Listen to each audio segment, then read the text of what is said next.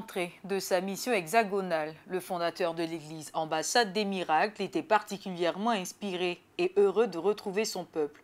Ce dimanche 9 novembre 2025, l'office présidé par son éminence Bishop Ouattara Mohamed Idriss fut marqué par 2 temps forts. Une action prophétique inspirée d'une instruction divine qui a consisté à marquer ses fils et filles comme pour les protéger de périls imminents dans cette dernière ligne droite de l'année 2025. L'évêque Ouattara, fin limier de la haute spiritualité, n'ignore pas que le mois de novembre ouvre la grande saison d'activité des anges de la mort.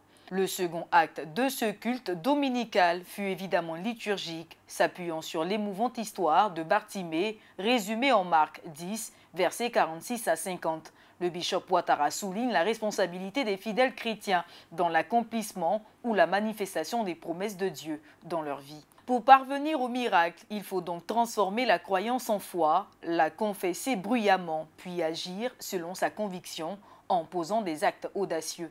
Les fidèles de l'église Ambassade des Miracles doivent changer radicalement d'attitude en passant de croyants passifs qui s'abreuvent d'espérance à acteurs de leur destinée en agissant avec foi au moyen d'actes prophético-spirituels.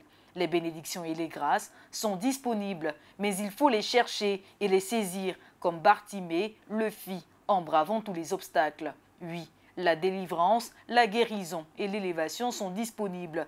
Reste à les saisir, comme le suggère l'expression grecque katalombado.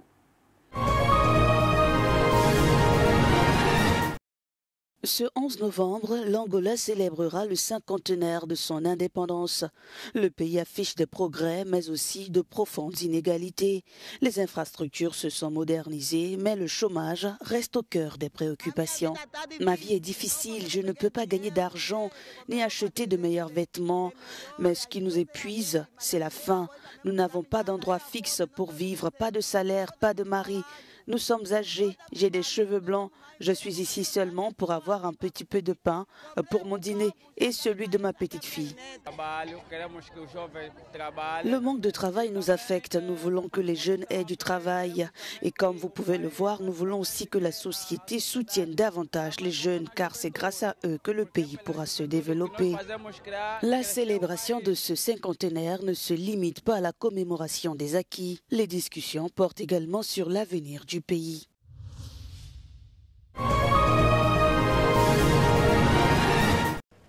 Les dirigeants du monde entier se sont réunis à la lisière de la forêt amazonienne vendredi pour une deuxième journée de négociations sur le climat dans le cadre de la COP30 au Brésil. Le chancelier allemand Friedrich Merz s'y est engagé à soutenir le programme d'incitation financière en faveur de la conservation des forêts tropicales présenté par le président brésilien Lula da Silva. Auf Deutschland ist Verlass. Und es braucht doch eine große gemeinsame globale Kraftanstrengung. Alle Länder mit den ökonomischen Möglichkeiten und hohen Emissionen, und wir gehören dazu, sind dazu aufgefordert, eben dazu beizutragen. Selon le président Lula, 53 pays se seraient déjà engagés en faveur de l'initiative baptisée Tropical Forest Forever Facility. Au total, 5,5 milliards de dollars de promesses ont été recueillies dès le premier jour du sommet. À terme, elle vise à mobiliser des investissements à hauteur de 125 milliards de dollars qui pourront être utilisés pour payer des dizaines de pays en développement afin qu'ils conservent leurs forêts tropicales.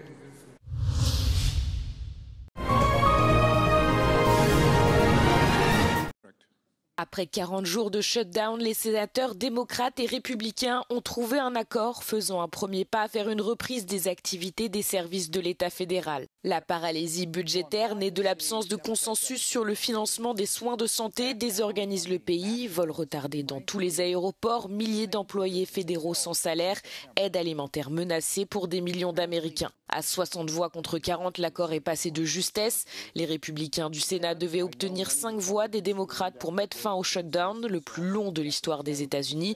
C'est ce qu'ils ont eu. L'accord provisoire ne garantit pas la prolongation des subventions pour les plans de santé proposés dans le cadre de la loi sur les soins abordables que demandaient les sénateurs démocrates, mais un vote ultérieur sur le sujet.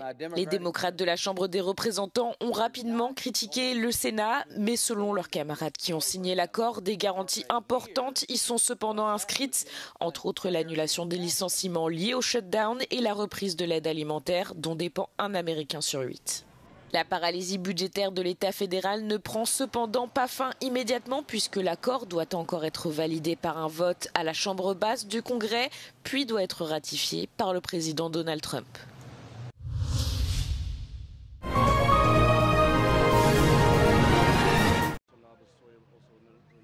En Afrique du Sud, les déchets récupérés dans une rivière de Johannesburg sont sublimés en œuvres d'art dans le cadre d'un projet ambitieux de revitalisation fluviale. Longtemps négligée, la rivière Jukskei traverse le quartier d'Alexandra comme un témoin silencieux de la pollution, des décharges illégales et de la prolifération d'espèces envahissantes.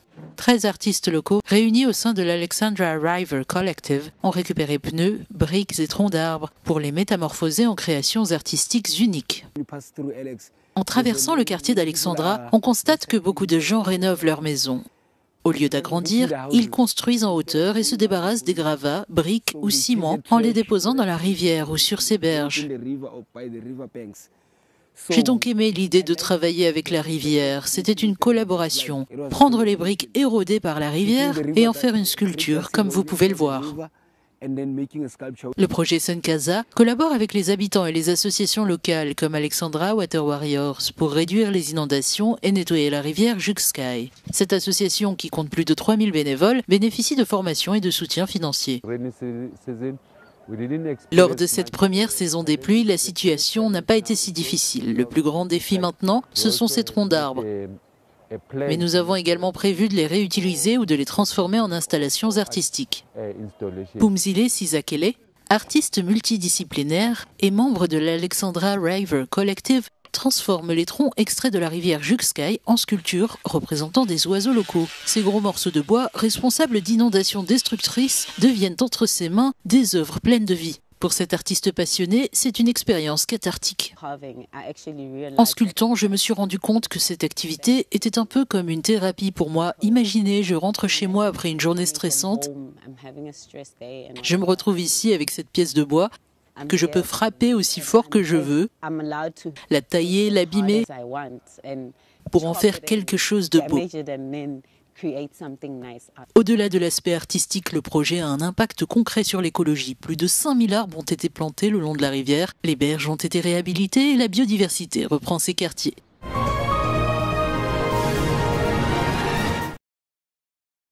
À 6 semaines du coup d'envoi de la Coupe d'Afrique des Nations, le sélectionneur des Lions de l'Atlas, Walid Regragui, doit composer avec plusieurs blessures majeures. Hakimi, Naïef, Aguerd et Java Health Yamik sont incertains, mais le coach reste confiant. Devant la presse à Salé le 7 novembre 2025, Walid Regragui a assuré que Hakimi mettra tout en œuvre pour être opérationnel au moment de la compétition. Plus vite que les autres. Hakimi est le genre de joueur qui peut récupérer plus vite que n'importe qui d'autre et faire ce qu'il faut pour être prêt.